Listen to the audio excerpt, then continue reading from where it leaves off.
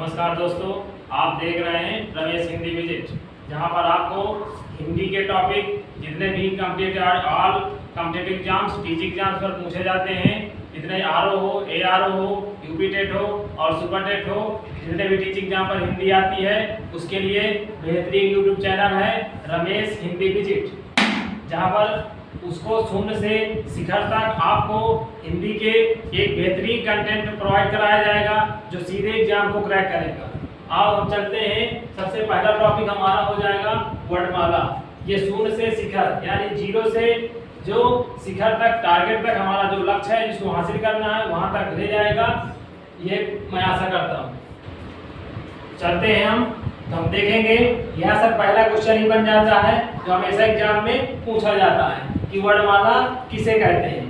तो आप सब जने नोट्स उठाइए, पेन उठाइए, मेरे द्वारा जो लिखाए गए फैक्ट हैं उन्हें सब लिखते जाइए, सीधे आपको एग्जाम में ये उपयोगी होंगे। तो पहला हमारा पॉइंट हो जाएगा वर्णमाला किसे कहते हैं। तो लिखिए वर्णों के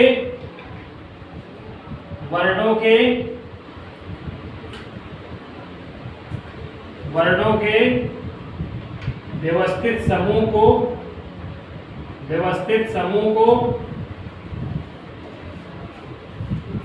वर्णमाला कहते हैं। ये हमेशा एग्जाम में ऐसा पॉइंट है जो हमेशा एग्जाम में पूछा जाता है। सेकंड देखो, भाषा संबंधित कुछ पॉइंट है जो हमेशा एग्जाम में पूछे जाते हैं। पहला क्वेश्चन होता है कि जो भाषा है, भाषा संस्कृत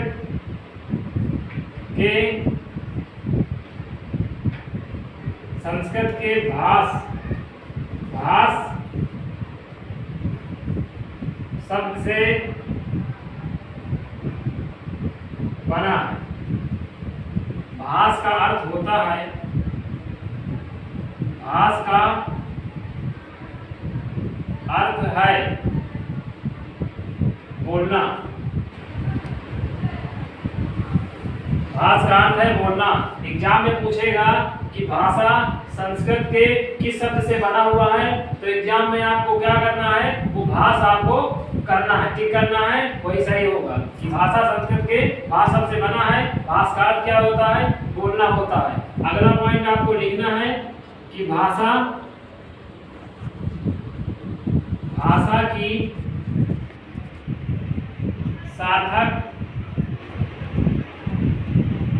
की सार्थक इकाई है।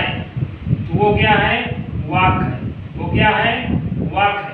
हमेशा कुछ गलती कर देते हैं कि भाषा की सार्थक इकाई को ध्वनि या वर्ड कर देते हैं, जबकि ये नहीं, भाषा की सार्थक इकाई होती है वाक। अगला पॉइंट हम लिखेंगे कि भाषा की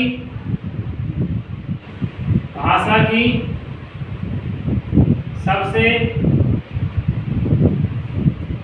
छोटी इकाई, भाषा की सबसे छोटी इकाई है, जिसे कहते हैं वर्ड या ध्वनि। ये होती है भाषा की सबसे छोटी इकाई होती है। वर्ड किसे कहते हैं, जिसके कभी टुकड़े नहीं हो सकते हैं, उससे अधिक टुकड़े नहीं हो सकते हैं, उसे कहते हैं क्या, वर्ड कहते हैं। इसको सभी लोग नोट कर सो नोट्स में। हाँ दोस्तों, अब अगले पॉइंट पर चलेंगे। अगला पॉइंट है कि उच्चारण के आधार पर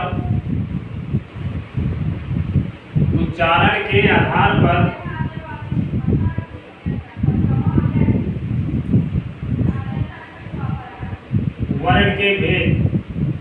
उच्चारण के आधार पर वर्ण के भेद कितने होते हैं, दो होते हैं दोस्तों, दो होते हैं। जिसमें पहला क्या होता है, इसमें पहला होता है क्या, स्वर, और दूसरा क्या होता है, व्यंजन।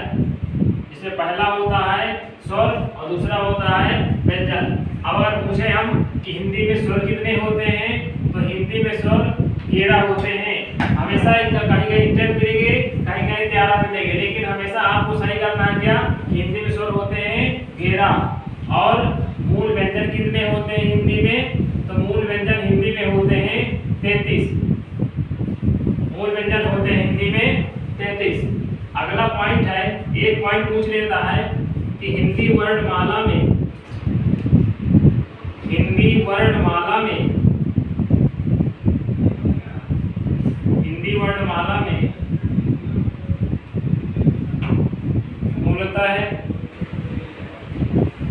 मूलतः है वर्णों की संख्या वो होती है कितनी, 52 होती है। जिसमें स्वर होते हैं और जिसमें व्यंजन दोनों मिले होते हैं वो उनकी संख्या होती है हिंदी में 52 होती है। अब पहला पॉइंट हमारा हो जाएगा दोस्तों, हाँ अब डालेंगे हम, आप सब लोग डालो हेडिंग स्वर। स्वर होते हैं हिंदी में कितने, 11, हम आपको बता चुके हैं। तो इसमें पहली हेडिंग जो हो जाएगी कि उच्चारण के आधार पर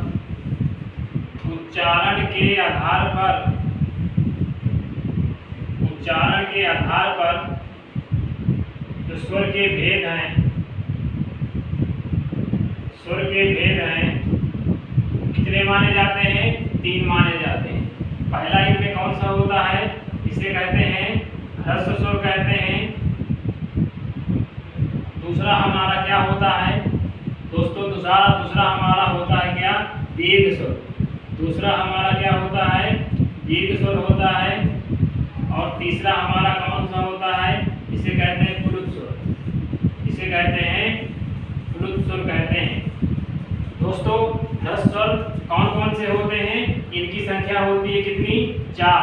और इसकी दीर्घ स्वर की कितनी होती संख्या, 7 होती है। और प्लुत स्वर की कोई संख्या नहीं होती है।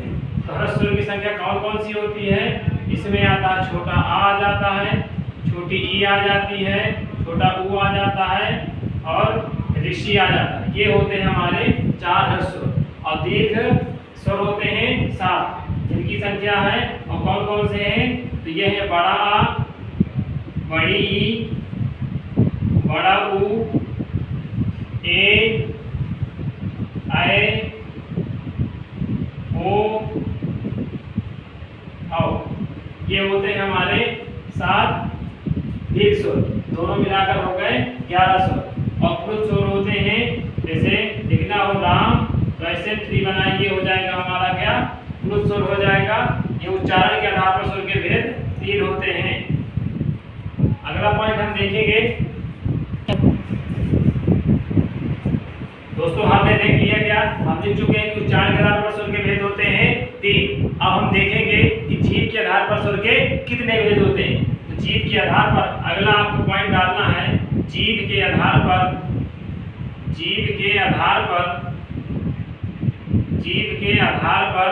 स्वर के भेद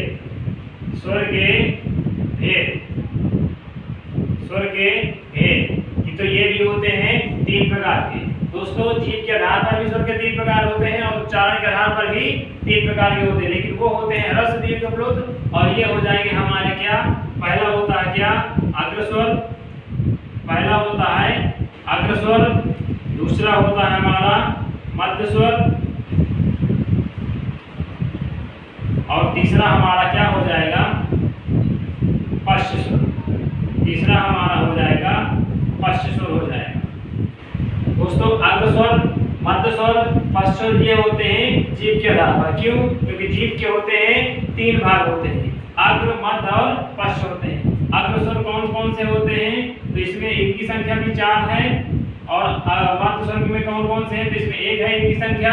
और पश्च स्वर में है, अब देखिए अग्रस्वर में कौन कौन से हैं, तो इसमें आ जाते हैं छोटी ई, बड़ी ई, ए, ऐ। ये 4 होते हैं जिन्हें कहते हैं अग्रस्वर। मध्य स्वर में केवल आ जाता है छोटा आ। और देखो पश्च स्वर में आएगा बड़ा आ जाएगा, छोटा ऊ आ जाएगा, बड़ा ऊ आ जाएगा, ओ आ जाएगा, औ आ जाएगा, आगे ऊपर चांद आ जाएगा। ये हो जाएंगे हमारे क्या, ये हो जाएंगे हमारे पश्च स्वर हो जाएंगे।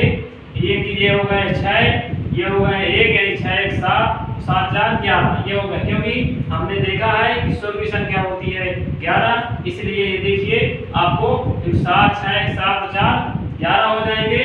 जीभ के आधार पर स्वर के भेद 3 है और उच्चारण के आधार पर स्वर के 3 है।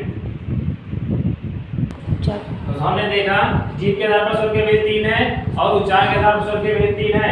अब अगला टॉपिक हम देखेंगे। अगर आप चैनल में न्यू हो, चैनल को सब्सक्राइब करो, शेयर करो और लाइक करो, क्योंकि आपको यहाँ पर मिलेगा हिंदी का एक बेहतरीन कंटेंट। इसलिए आप ये इसको चैनल को हमेशा देख रहे हो, नोटिफिकेशन को बेल आइकन को दबाएं, क्योंकि हमारा आने वाला अगला वीडियो जो हो तो आपके समय नोटिफिकेशन पहुंचे, जिसे आप देखो, जिससे अपने एग्जाम को क्रैक कर सको। दोस्तों